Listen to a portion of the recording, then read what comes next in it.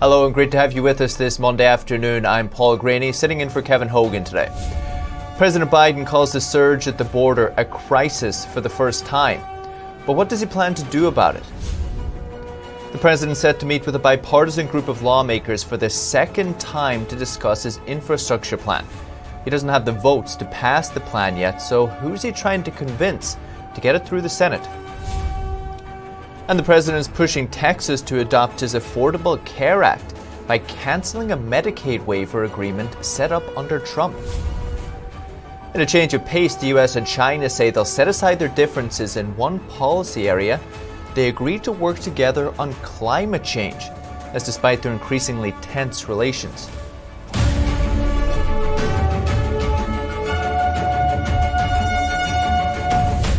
President Biden, for the first time, calling the surge of migrants at the southern border a crisis. But he says he's still going to increase the number of refugees who can enter the United States, saying the current limit is actually making the crisis worse. Biden described the recent surge of illegal immigrants along the U.S.-Mexico border as a crisis for the first time. Over the weekend, a reporter in Delaware asked Biden about his policy on refugee admissions. Biden said, "We're going to increase the number. The problem was that the refugee part was working on the crisis that ended up on the border with young people. We couldn't do two things at once, but now we are going to increase the number." On Friday, the White House released a memo saying it would keep Trump's 15,000 cap on refugees. But hours later, it reversed its decision after progressive lawmakers criticized the move. And Florida's Republican governor says Florida's lawsuit against Biden's immigration policies is trying to force him to follow the law. Governor DeSantis told Fox News, "You'll hear excuses for why they aren't enforcing immigration laws, like they're focusing on the most threats." These are the most threatening folks. They are criminal, convicted aliens, and they're not even doing that. So you can't just totally default on your responsibility to enforce the law under the Constitution. He said before Biden, illegal immigrants who committed crimes would serve their sentences, then ICE would send them back to their home countries. But now, because of Biden's immigration policy changes, DeSantis says ICE is effectively releasing them back into the United States. And Mexico's president said Sunday he might extend one of his key welfare programs to Central Americans to help curb immigration. The program aims to provide Mexicans with work and support the country's agriculture. But Andres Manuel Lopez Obrador said within 3 years it could create over 1 million jobs across Central America and Mexico. He said participants could earn a work visa for the United States after 3 years and eventually apply for U.S. citizenship after another 3 years. Lopez Obrador said he plans to propose the idea to Biden at the upcoming climate change summit. And the president set to withhold health care funding from the state of Texas because he says a Trump-era agreement wasn't done properly. Texas doesn't use the Medicaid program. It has its own program for uninsured Americans, which the federal government financially supports. Or at least it did, until Biden canceled the agreement. NTD's Millennial Wisecup has the details. The Biden administration repealed a 10-year extension to Texas's Medicaid waiver, leaving the state under pressure to find a health care solution for uninsured Texans come September 2022. Texas Governor Greg Abbott claims it's a deliberate betrayal of uninsured Texans and that the Biden administration is taking away crucial resources for rural hospitals. Abbott says it took months to negotiate the agreement to begin with. The Medicaid waiver extension granted under Trump gives Texas over $11 billion per year to fund their own health care solutions for uninsured patients, since the state opted out of federal Medicaid. The Biden administration says they're rescinding it because the agreement didn't go through the full federal rulemaking process, and that Texas is welcome to submit another application. But some say it's a way to pressure Texas lawmakers to opt in to Biden's Affordable Care Act. Democratic State Representative Garnet Coleman called Biden's move an opportunity to work with the federal government to get the coverage expansion for Texans under the Affordable Care Act. Texas is one of 12 states that haven't joined the centralized health care program. And the Biden administration is pushing all 12 of these states to accept the federal Medicaid expansion. The Washington Post reported that Medicaid officials offered Texas a $3.9 billion funding boost if they opt in to the federal expansion. But for a deep red state like Texas, centralized health care is unappealing. Texas Attorney General Ken Paxton says he'll use every legal tool to regain the assistance Texans need. Melina Weiskup, NTD News. And Biden's looking for Republicans to support his infrastructure bill. He met with a bipartisan group of lawmakers today for the second time, but still, no Republican senators have endorsed it so far. President Biden is set to meet with a group of bipartisan Congress members Monday. They're expected to discuss infrastructure. Among the senators are Republicans Mitt Romney and John Hoeven, as well as a mix of House Democrats and Republicans. Biden is trying to build support for his multi-trillion-dollar infrastructure plan. He hopes to get Republican votes. He needs 10 Republican senators to override a filibuster. So far, no Republican senators have come out in favor of the plan. Senate Minority Leader Mitch McConnell calls the bill a Trojan horse for increasing taxes, debt, and spending. GOP Senate Whip John Thune tells Fox News that only a small fraction of Biden's proposal is for infrastructure. He says Republicans will support building projects like roads and bridges. Democrats can try to pass a bill without Republicans using the Senate budget process. They need all 50 Democrats to do it. Democrat Senator Joe Manchin stands in the way. He says the spending needs to be paid for. Biden's plan calls for increasing corporate taxes from 21 to 28%. Manchin says he doesn't support that, meaning Biden may have to modify his plan to get the support he needs from either Manchin or Republicans. Arizona is ready to start a major audit of over 2 million ballots from the 2020 presidential election. The state Senate is set to test voting machines, scan ballots, look for IT breaches, and perform a hand count. Senate President Karen Fann telling Just the News the audit process will begin this week. She says the process was held up because of resistance from the state's largest county. AZ Central reports Fann signed a contract to use a venue in Phoenix for the audit. She says there will be security and live streaming in the more than 20,000 square foot facility.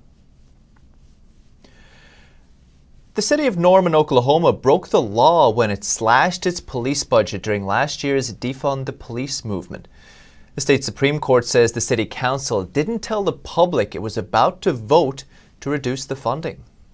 The Oklahoma Supreme Court rules that the Norman City Council violated the state's open meeting laws. It says the meeting announcement was deceptive. It didn't inform the public that the council was voting to defund the police.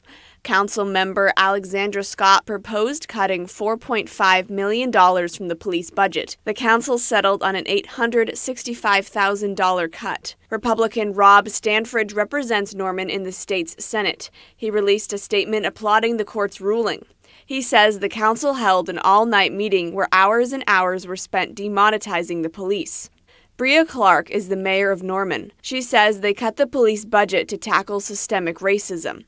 The illegal vote took place during a movement to defund the police last summer.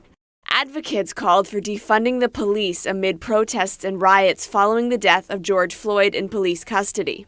Experts say the defund police movement has caused crime to soar. Homicide and gun violence is up in most major U.S. cities. Last year saw the biggest jump in the murder rate in U.S. history. Standridge says despite the court's ruling, public safety is already damaged in Norman, and crime trends are up. A new report says the U.S. Supreme Court has dramatically increased its support for religious freedom under the newest Chief Justice. It's apparently the most pro-religion court since the 1950s. NTD's Phil Zoe has more. A new report from the University of Chicago found that the highest court in the land had a growing soft spot for religious freedom. From 1953 until John Roberts became Chief Justice, religious organizations won their cases 50% of the time. Now, under Roberts' court, they've won over 80% of the time.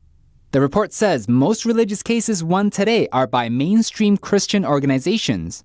Before, they say, marginalized or minority groups were favored, especially what they called dissenting Christian denominations. 93 cases and over 820 opinions from 31 justices were studied. According to the report, this pro-religion shift is largely because a majority of the justices are conservative and religiously devoted, which wasn't the case in the past.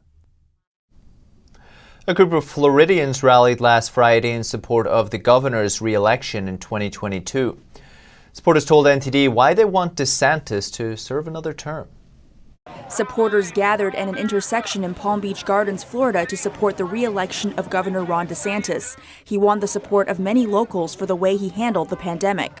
Done a great job for the state, making sure people that want to get vaccinated, and making sure that our businesses don't have to close. People can still work, and kids still can go to school. Keep the businesses open. Let people decide if they want to wear masks. If they're afraid, they can wear masks. DeSantis hasn't announced that he is running for re-election in 2022 yet, but supporters want him to serve another term. He's also seen as a potential presidential candidate in the near future. And we are so grateful that we live in Florida. And Ron DeSantis, although he would be a great president, we still need him here. Maybe presidency will be in his future. And I hope this time he gets a big win. But I hope he only stays in office for 2 years, because then he joins President Trump in 2024 as the vice president. DeSantis' political committee raised more than $9 million in the first 3 months of 2021 for re-election preparation. Nikki Fried, the Democrat widely expected to run against DeSantis, raised about $285,000 this year. Lin Lin, NTD News. And the U.S. and China agree on a new climate control pledge. They'll try to work together on what they call an urgent matter, despite heated tensions. NTD's Don Ma has more. Despite souring tensions between the U.S. and China, the two sides have agreed to work together on climate control. The cooperation has been classified as urgent. They reached the agreement during talks in Shanghai last week. That's where U.S.'s climate envoy, John Kerry, met with his Chinese counterpart. The agreement comes as a joint statement. It reads that the two countries are committed to cooperating with each other and with other countries to tackle the climate crisis, which must be addressed with the seriousness and urgency that it demands. Kerry says the language in the statement is strong, but it seems he might have doubts on whether China will deliver on its promises. Kerry says he learned in diplomacy that you don't put your back on words, you put actions, adding that we all need to see what happens. But the outlook isn't looking good. In an interview with the Associated Press last Friday, Chinese Vice Foreign Minister Li Yucheng said that asking China to do more on climate control isn't realistic. He said, for a big country with 1.4 billion people, these goals are not easily delivered. China is currently the world's biggest carbon dioxide emitter. It aims to peak its emissions by 2030 and reach carbon neutrality by 2060, but the US and other countries are pushing China to achieve its goals earlier. A China affairs expert and professor at the University of Technology, Sydney, also echoes the concern. He tells us that he doesn't believe China will keep its word, saying even if Xi Jinping makes a promise in regards to China's carbon dioxide emissions, the Chinese Communist Party has always been unfaithful to its word in the international community, so his promises are not credible. China does have a history of breaking its word on agreements. It has yet to live up on its promises under last year's Phase 1 trade deal with the US. Under that deal, China pledged to purchase an additional $200 billion worth of U.S. goods and services between 2020 and 2021. That's compared to 2017 levels. So far, China has only lived up to a third of that pledge. President Biden will convene a global climate summit next week. Leaders of 40 countries will attend. It's still unknown if Chinese leader Xi Jinping will be there. Don Ma, NTD News. Still to come this afternoon, a new milestone for space exploration. NASA reporting victory for its helicopter robot on Mars, which has successfully taken off and landed on the red planet's surface. And an urgent warning for treadmill users. Officials say Peloton's Tread Plus machine poses a danger for small children and pets. They say customers should stop using it immediately. Learn more in just a minute.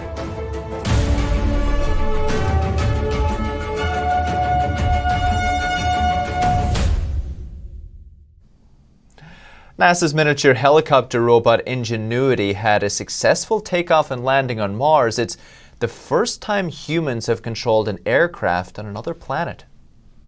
Altimeter data confirms that Ingenuity has performed its first flight. Cheering at NASA on Monday as its little drone helicopter on Mars made a historic flight, marking the first time that humans have controlled an aircraft on an alien planet and beaming back a single image. Taryn Bailey, an engineer on the project, streamed it live from the Jet Propulsion Laboratory headquarters in California. The helicopter, called Ingenuity, didn't fly for long. This was just a test flight. A camera on the Mars rover Perseverance, which was parked about 200 feet away, caught part of it on video. It went up 10 feet, hovered for 39 seconds, and landed again. But make no mistake, this is being compared to the Wright brothers' first flight back in 1903, which itself only lasted 12 seconds. In fact, NASA attached a tiny piece of the original Wright brothers flyer to the underside of Ingenuity before it was launched to Mars, a piece of history making history again. The feds are urging owners of a certain treadmill to find another method for their workouts immediately. They're calling Peloton's Tread Plus machine dangerous for small children and pets. The Consumer Product Safety Commission says the message comes after multiple dangerous incidents with the machine, including a child's death. The Commission says it's aware of almost 40 accidents involving the treadmill. There have been reports of children becoming trapped, pinned, even pulled under the machine. For now, the Commission says it hasn't issued a voluntary recall because Peloton allegedly won't agree to corrective action. The company's called the agency's warning inaccurate, misleading. The Commission says it will investigate all known incidents with the machine and requests that people report all incidents to the agency. Beachgoers in the Sunshine State witnessed an unplanned aircraft landing over the weekend, a small plane making an emergency landing into the waves there. It was all caught on video. The World War II era plane had a mechanical issue during the Cocoa Beach Air Show in Florida Saturday. The plane landing in the water right in front of the crowd. Event organizers saying rescue personnel were immediately on the scene, and don't worry, the pilot is okay. Aviation officials say the pilot was the only one in the aircraft. They also say they'll investigate the incident along with the National Transportation Safety Board. And 2 lawsuits have been filed against United Airlines. That's over the flight that lost an engine while flying over Colorado in February. The civil suits filed Friday allege that 2 of the passengers on board suffered significant trauma and distress during the incident. The attorney for the 2 passengers is asking for at least $50,000 in damages. In a press release, the plaintiff's attorney wrote the terror his clients experienced, quote, lasts a lifetime. United Airlines has declined to comment. 12 of Europe's top soccer clubs launched a breakaway Super League on Sunday. There's now sure to be a bitter battle for control over the game and its lucrative revenue. A dozen of Europe's top-tier football clubs announced Sunday they have formed a breakaway league, a move set to create seismic repercussions for football's global landscape. All of the English Premier League's Big Six, including Manchester United and Liverpool, have signed on as founding members. They join Italy's AC Milan, Inter Milan, and Juventus, as well as Spain's Barcelona, Atletico, and Real Madrid. The plan was announced just 1 day before a planned meeting to redesign the format of the Champions League from 2024. The so-called Super League now sets up a rival to the Champions League and has drawn widespread backlash from football's global and European governing bodies, FIFA and UEFA. UEFA said it would ban any club involved in the breakaway from playing in its domestic league. UK and France's Prime Ministers Boris Johnson and Emmanuel Macron both also condemned the move. In a statement, the league said it plans to launch as soon as practicable. It said the founding clubs will be given more than $4 billion, quote, to support their infrastructure investment plans and to offset the impact of the global health crisis. A study last year by the European Club Association said the top football clubs were likely to sustain losses of more than $4.5 billion, given worldwide restrictions on sports. No clubs from Germany or France are associated with the new league yet, but the Super League said they're still looking for 3 more clubs to join as founding members.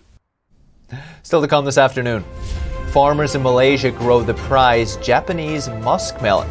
A combination of research and trial and error has sprouted some delicious fruit for eager consumers.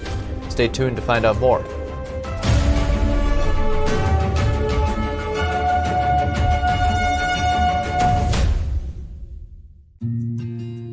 Do you have a life insurance policy you no longer need? Now you can sell your policy, even a term policy, for an immediate cash payment. Call Coventry Direct to learn more.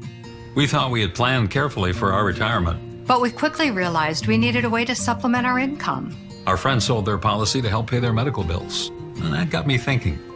Maybe selling our policy could help with our retirement.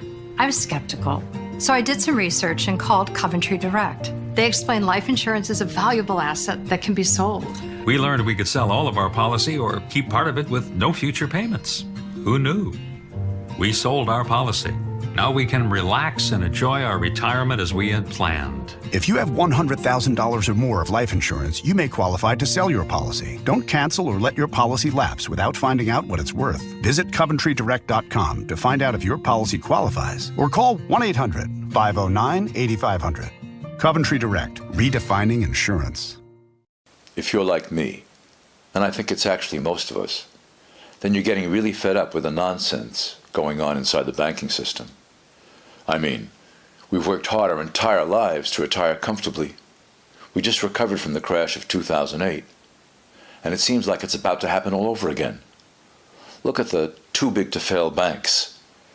They're only getting bigger as the Fed hands them trillions of dollars daily, while simple folks like you and me, we're only getting the short end of the stick. That's why I'm glad I found this book called The Bank Failure Survival Guide. Give us a call, and we'll send you a free copy with no obligations whatsoever. Just one American to another, telling you about some options that you might not have considered. Call 866-239-2619 today for your free copy of The Bank Failure Survival Guide. That's 866-239-2619. Welcome back. After 10 years of tweaking, 3 Malaysian farmers have perfected the right concoction of nutrients and nurture to successfully grow a special exotic fruit. NTD's Andrew Thomas has the story. Japanese muskmelons are one of the world's most expensive fruits. After constant experimentation and trials, the farmers at Mono Farm in Malaysia are finally selling their prized luxury fruit. Every single Japanese melon that you see in our farm is almost like a single art piece. This is one of the most important criteria and most difficult to maintain it. To make sure they have very nice appearance and acting, we have to make sure the nutrition, the watering and the fertilizer have to be very consistent and very precisely. Say and his colleagues perform regular massages with a soft cloth or glove to enhance the melon's flavor. They also play classical music for the plants in the greenhouses, which they believe stimulates growth. Muskmelons are most suited to temperate climates, so growing them in the tropics was a challenge for Say and his team. They learned the cultivation process through several trips to Japanese farms and old-fashioned trial and error. We are facing a lot of challenge, like very hot weathers, the composition of the nutrition, the technical know-how on how to grow this Japanese melon. Until recently, we find a right variety, right nutrients, right where to grow it. As part of an event held on April 10th, Mono Farm opened its greenhouses to a few dozen customers. They were welcomed inside to select their muskmelon of choice. They sell for $40 each, about a third of the price of muskmelons imported from Japan. According to Mono staff, the top 200 melons have already sold out, mostly thanks to online sales. Andrew Thomas, NTD News. Now we turn to the biochemistry of laughter. They say it's one of the best medicines. Now research agrees it can indeed boost your immune system.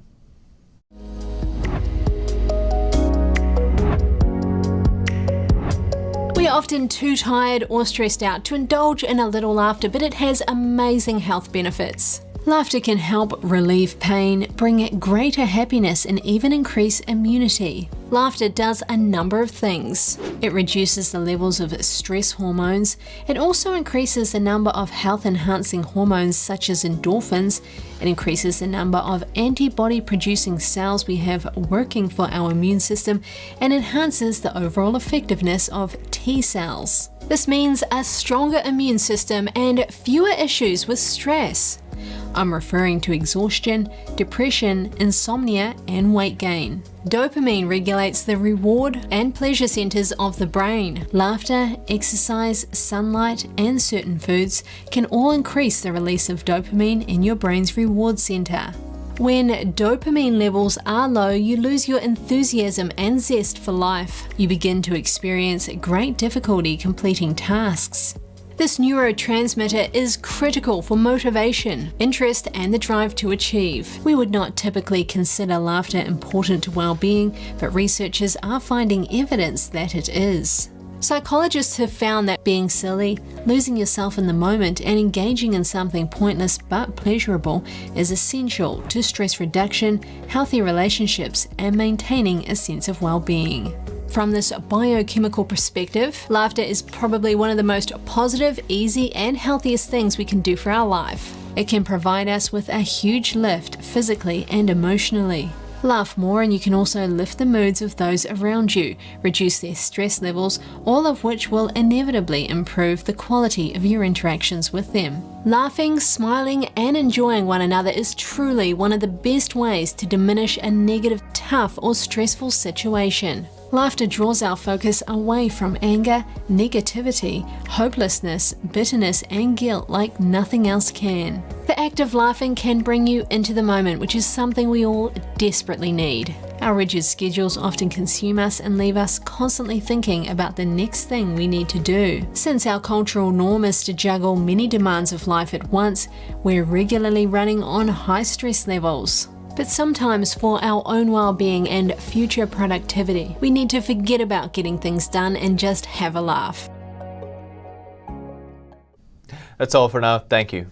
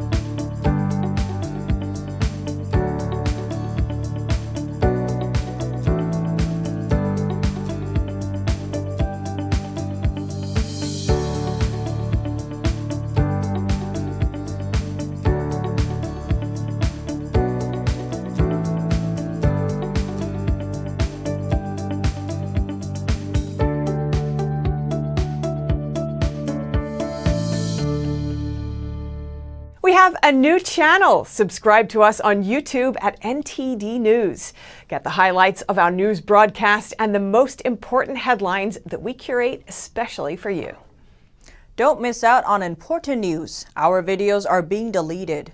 So if you don't want to be cut off from honest news, take a moment to sign up for our newsletter at newsletter.ntd.com so you don't lose access to NTD. Go to newsletter.ntd.com to sign up for our evening newsletter.